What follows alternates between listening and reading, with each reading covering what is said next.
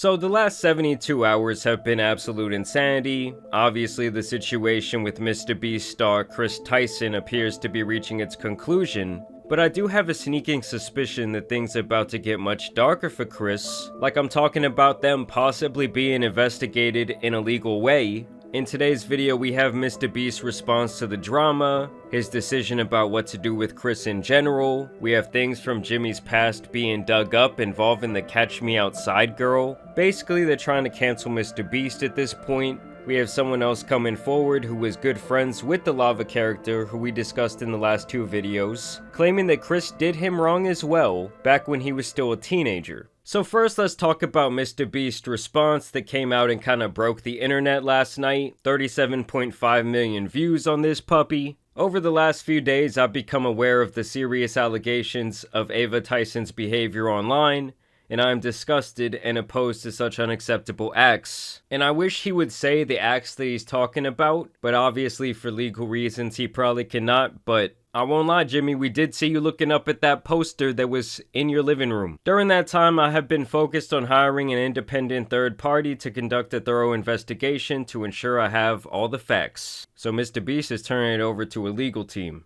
That said, I've seen enough online and taken immediate action to remove Ava from the company, my channel, and any association with MrBeast. I do not condone or support any of the inappropriate actions. So the ties have been severed, and the Kris Tyson and MrBeast connection is no more. I will allow the independent investigators the necessary time to conduct a comprehensive investigation, and will take any further actions based on their findings. And you guys already know, when it comes to MrBeast and his brand, he's not gonna play around. I don't care if you're like his childhood friend. And to me, when he says he's going to allow these independent investigators to do their thing, and then he's gonna make further decisions, I think that means that he could potentially be taking legal action against Kris, and maybe even aiding people in filing some sort of criminal charges. That's just my personal speculation. I think this whole situation is gonna be like that episode of SpongeBob where he's trying to get that little speck off that plate. Like MrBeast is going to do everything in his power to make sure his reputation once again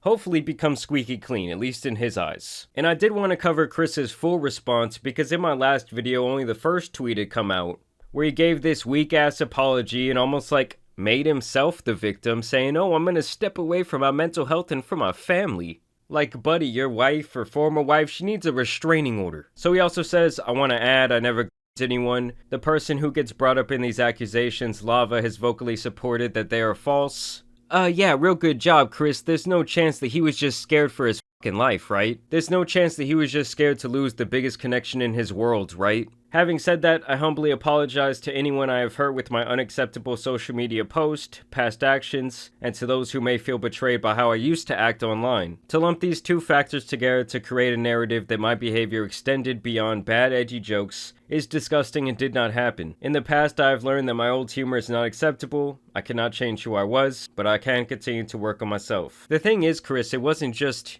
humor. These were disgusting, diabolical things you were posting on Reddit accounts, your personal Twitter. You were extending it offline into real life with the poster on the wall. And here Kris actually claims that he stepped away, when in reality we all know you got fired, big dog. You got terminated. It's like when you're at a job interview. "Oh, your resume looks great, but what happened at your last gig?" "Oh, it was a willful termination." Willful termination? What does that mean? Sexual assault. Now here's where we get to this guy Nathan, who has now released his individual story with Kris, and he speaks in further detail the relationship that both he and Lava had with Kris. Kris Tyson from MrBeast used me, manipulated me, and did very inappropriate things with me while I was about 15 years old. I was actually friends with Lava GS at the time, who is the main victim of Kris that everyone has been talking about these last few days, who claims he isn't a victim, but we all know he is, and we all know he probably got paid off. Not only that, but he's also under an NDA from when he worked for MrBeast Gaming for 2 years, and he tried to get me to join MrBeast Gaming himself, Lava. He's the one who actually sent me the contract and tried to get me to sign the NDA, at which point I ended our friendship because I knew they were just trying to silence me. So it almost seems to me, just watching this video, that Lava might be possibly trying to help Kris sweep this under the rug, which would not exactly surprise me if they had this close of a relationship for several years. Me and him were both initially involved in running Kris's Discord server, helping him set up his Twitch streams and moderating them. Nate's calling me. Yeah, so apparently this is from an old Kris stream where he says that this guy was calling him. Hey, what's up? You're on stream. You just leaked your address. Please end your stream. This Discord server that we were a part of had about 10 people in it, most of whom were minors. I'm not sure how they got in there, other than me and Lava. He won a giveaway and Kris invited him after that, and Kris invited me after I saw one of his tweets asking for help setting up a Garry's Mod server for the 10 million subscriber MrBeast video. This turned into us having lots of private conversations with Kris and playing video games with him for hours on end. I told you guys just yesterday, the games are the avenue a lot of these sickos use to speak to children. Like, I can't even imagine some kid hitting me up. Hey man, wanna hop on Fortnite? Oh yeah, buddy, do I ever. We dropping Tilted Towers? Like, at the end of the day, bro was a grown man. Why are you trying to be friends with so many kids? Not only did we do a lot of unpaid work for him that he promised he would pay us for, he would also frequently bring up topics that was definitely not appropriate to bring up around 15, 16-year-olds, especially with him being like, I don't know, 20, 21 years old. He would even go as far as linking me several different corn and hentai videos throughout the time of me talking with him. Now, these are all tactics that creepy adults use to slowly lure victims in. Like, oh, let me expose you to this explicit stuff. Obviously, it's just beyond inappropriate. But oh, Kris, was that all an edgy joke too? Like, I love how when people just get outed for their absolutely disgusting behavior, they're like, oh, it was a different time, I was edgy back then. Like, bro, I remember 2018 too, it wasn't that different of a time. Not only that, but he had an NSFW bot in his Discord server before he made it public. So when it was just a private server, his little circle of partners. And he would use this NSFW bot to spam different corn images,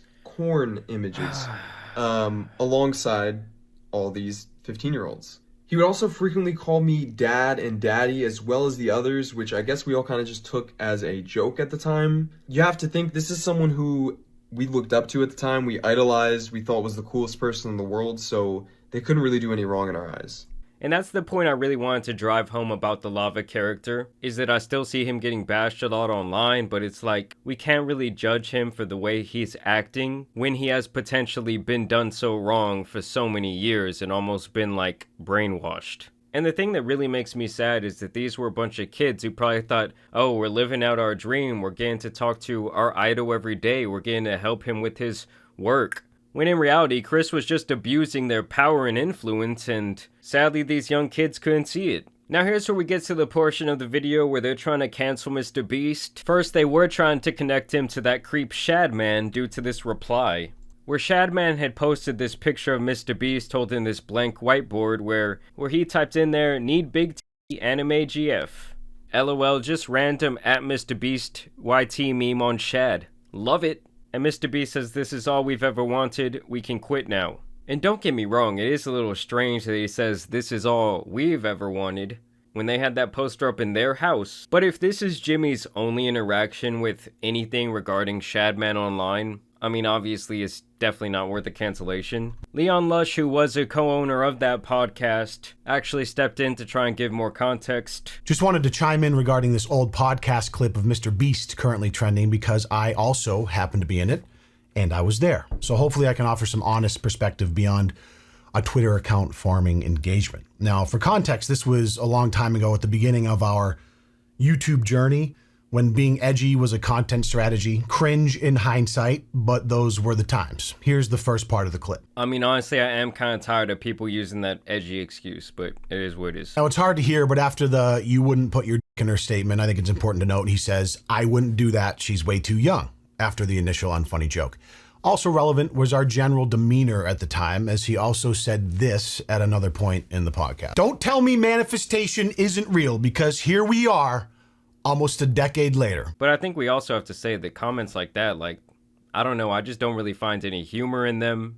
Like, I'm sure this dude right here might have a daughter or a son, and if somebody talked that way about them when they were 14 years old, well, he'd probably want to take a bat to their head, but I digress. The other clip going around of Jimmy is something that I'd seen many times over the years, where basically he just uses a slur against gay people during one of his infamous live streams. QQ, shut the f up, you stupid. The video was looped. How would I call you a stupid? Exactly. It's not looped, dumbass. So yeah, I guess I just don't think that either of those clips really warrant a cancellation. After all of this, am I kind of looking at MrBeast at least a little bit sideways? I mean, I won't lie to you guys. Yes. I mean, honestly, I do hope that we get a more detailed response from MrBeast sometime in the future. Probably when it legally makes a little bit more sense for him to do so, but yeah, this was MrBeast's response. I think that the information that we got from Lava's buddy was probably the most interesting part of this video because it just makes Kris look even worse. It's like there wasn't just one Lava, there was apparently 10. So yeah, we're gonna see where this leads. Of course, I will continue to keep y'all updated, but as always, I do want to thank you guys for watching today's video, dropping a like and subscribing. But as you guys know, it's been your boy the Tan Superman, and some other MrBeast drama out he needs to be covered, so I'm out. Peace!